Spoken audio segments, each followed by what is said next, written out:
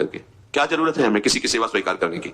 मांगो, खाओ, खूब भजन करो, सत्संग करो, कम खर्चे वाला जीवन रखो। जरूरत क्या है? जो जरूरत है गली चलते दे देंगे भगवान, विश्वास करो, गली चलते दे देंगे। विरक्त गृहस्थ धर्म पूर्वक कमाओ, जितनी आवश्यकता प्रभु दे देंगे। ऐसा कोई त्रिभुवन में नहीं जिसकी आवश्यकता की पूर्ति ना होती हो। अनावश्यक तुम्हारी मांगे जो है वही तुम्हें दुख दे रही है। आवश्यक व्यवस्था सबको भगवान दी हुई है, अनावश्यक मांग के लिए तुम्हें फिर फंसना होगा। ये तुम्हारी अनावश्यक मांगे हैं, ये हो जाए वो हो जाए, वो जो आपको जीवन जीने के लिए जरूरी है, धर्म पालन के लिए जरूरी है, वो बिना मांगे भगवान दे रहे हैं सबको। देख लो, हाँ आप कि भाई हमको उस परिकर में रहना है, उस कोर्ट से रहना है, वो सब वीआईपी, हमको भी उस कोर्ट का, ये मांगे हैं तुम्हारी। तुम्हारा प्रारब्ध जितना है उतना तुम्हें मिलेगा, जो आवश्यक है वो तुम्हें मिलेगा। अनावश्यक मांगे करोगे फंसोगे, अधर्म में कूदना पड़ेगा तुम्हें। हाथ पैर सब साधन प्रभु ने दिए, दया कर तुम्हें समान, फिर क्यों उनसे काम न लेते, क्यों रखते हो झूठी शान। तुम्हारी सेवा के लिए तुम्हारे पास हाथ है, तुम्हारे चरण है, तुम्हें बुद्धि दी है, दूसरे से क्यों सेवा स्वीकार करते हो? प्रभु ने दया करके उद्धार के लिए तुम्हारे पास पूरी सामग्री दे दी, उसका प्रयोग शरीर, जब तक शरीर में सामर्थ्य है तब तक। ये महापुरुषों का आदेश है। अपना काम स्वयं करने में लाज बड़प्पन तजो तमाम। अपना काम करने के लिए आप किसी को भी आदेश मत करें, किसी की भी सेवा स्वीकार ना करें। हाँ हमें भूख लगेगी तो रोटी मांग लेंगे जाकर के, क्या जरूरत है हमें किसी की सेवा स्वीकार करने की? मांगो, खाओ, खूब भजन करो, सत्संग करो, कम खर्चे वाला जीवन रखो। जरूरत क्या है? जो जरूरत है गली चलते दे देंगे भगवान, विश्वास करो, गली चलते दे देंगे। विरक्त गृहस्थ धर्म पूर्वक कमाओ, जितनी आवश्यकता प्रभु दे देंगे। ऐसा कोई त्रिभुवन में नहीं जिसकी आवश्यकता की पूर्ति ना होती हो। अनावश्यक तुम्हारी मांगे जो है वही तुम्हें दुख दे रही है। आवश्यक व्यवस्था सबको भगवान दी हुई है, अनावश्यक मांग के लिए तुम्हें फिर फंसना होगा। ये तुम्हारी अनावश्यक मांगे हैं, ये हो जाए वो हो जाए, वो जो आपको जीवन जीने के लिए जरूरी है, धर्म पालन के लिए जरूरी है, वो बिना मांगे भगवान दे रहे हैं सबको। देख लो, हाँ आप कि भाई हमको उस परिकर में रहना है, उस कोर्ट से रहना है, वो सब वीआईपी, हमको भी उस कोर्ट का, ये मांगे हैं तुम्हारी। तुम्हारा प्रारब्ध जितना है उतना तुम्हें मिलेगा, जो आवश्यक है वो तुम्हें मिलेगा। अनावश्यक मांगे करोगे फंसोगे, अधर्म में कूदना पड़ेगा तुम्हें।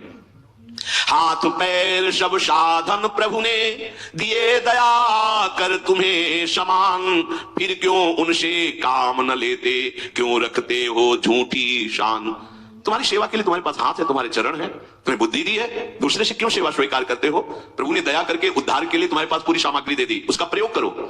तन मन दोनों का हित करता, निश्चय शारीरिक श्रम युक्त। देखो ये है, जिसने अपना परम मंगल ठाना है वो शरीर को कभी प्रमाद में नहीं रखता, चाहे गृहस्थ हो चाहे विरक्त हो। ये आलस्य प्रमाद किसी के लिए भी ठीक नहीं है। नियत समय तक सो जाओ, इसके बाद खूब मेहनत करो, चाहे गृहस्थ हो चाहे विरक्त। विरक्त हो तो खूब नाम जप, वाणी पाठ, ब्रह्मचर्य से रहना, आसनों में बैठना, हाँ सेवा करना, शारीरिक श्रम खूब सेवा करो, धाम की सेवा करो, नालियां साफ करो, गलियां साफ करो, जो सेवाएं में इसे श्रम करो। ब्रह्मचर्य बचाने के लिए श्रम भी तो होना चाहिए। श्री जी की प्राप्ति के लिए मन वचन कर्म से श्री जी के चरणों का आश्रय लेकर के जितना आप अन्न डालते हो उतना आप इसका प्रयोग करो शरीर का। इससे ममता मत रखो। खूब धाम, पुराने संतों को देखो, सोनी पकड़े कहां कहां में लगा। हमने देखा एक हरिदासी महात्मा के पीछे पानी घाट की तरफ उनकी छोटी सी कुटिया, किलोमीटर तक ऐसे ही सोनी लगा रहे हैं। वृद्ध वृद्ध महात्मा सेवा करें, अपने लोग जवान महात्मा होकर, शरीर स्वस्थ होकर। बेइज्जती से अगर सोनी पकड़ के खड़े हो जाओगे गली में तो आपको लगेगा अपनी बेइज्जती हो रही है। वाह कितनी बड़ी इज्जत है हमारी। स्वामिनी के महल की वीथियों में सोहनी लगाने में तुम्हें बेइज्जती लग रही, और आचार्य चरण याचना कर रहे हैं। यत्किंकरीषु बहुशा खलु काकुवाणी नित्यं परस्य पुरुषस्य शिखंड मौले तस्या कदापि रसनिधेर्व शुभानुदायात् तत्केलि कुंज भवनांगण मार्जनीश्याम। लाडली जो ऐसी कृपा करो कि आपके वृंदावन धाम में कहीं सोहनी लगाने वाली, पोछा लगाने वाली मैं बन जाऊं। मांग रहे हैं। एक से कहा भैया चाहे जितना बुरा प्रारब्ध हो, यहाँ जो भगत आते हैं उनके जूते साफ कर दिया, कोई प्रारब्ध खत्म हो जाएगा। भाई आप समझो ये वो दवा है जो बेजोड़ है, इसे कोई काट नहीं सकता।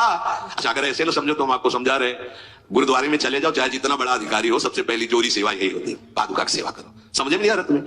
अरे जिसे हम हंसते हंसते कह रहे हैं वही तुम्हारे बंधन काटने का कारण बन जाए। यदि मान लो बात पर, वो हम जूता साफ करेंगे नहीं।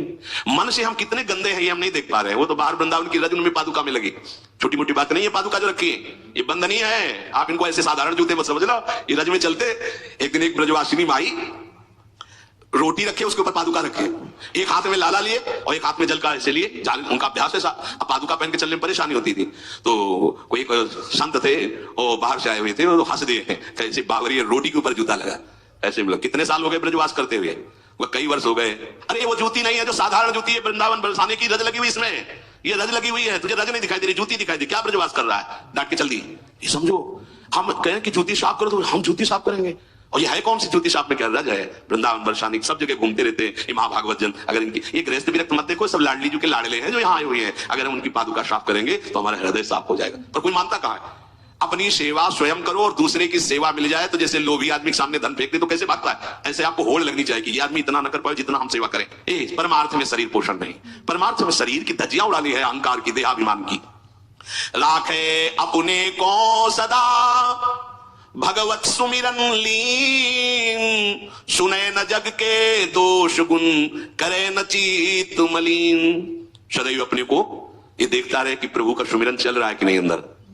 बहुत बड़े काहे की परेशानी, हम तो यही समझ नहीं पा रहे कि इतनी झंझटें लेकर कैसे घूम रहे हैं लोग। अगर हृदय में राधा राधा चल रहा है, आप व्यापार कर रहे हो, नौकरी कर रहे हो, गृहस्थ हो, विरक्त हो, जो भी, अब आपको चिंता क्या होनी चाहिए। देखो ना, थोड़ी दिन ऐसे चल के देखो।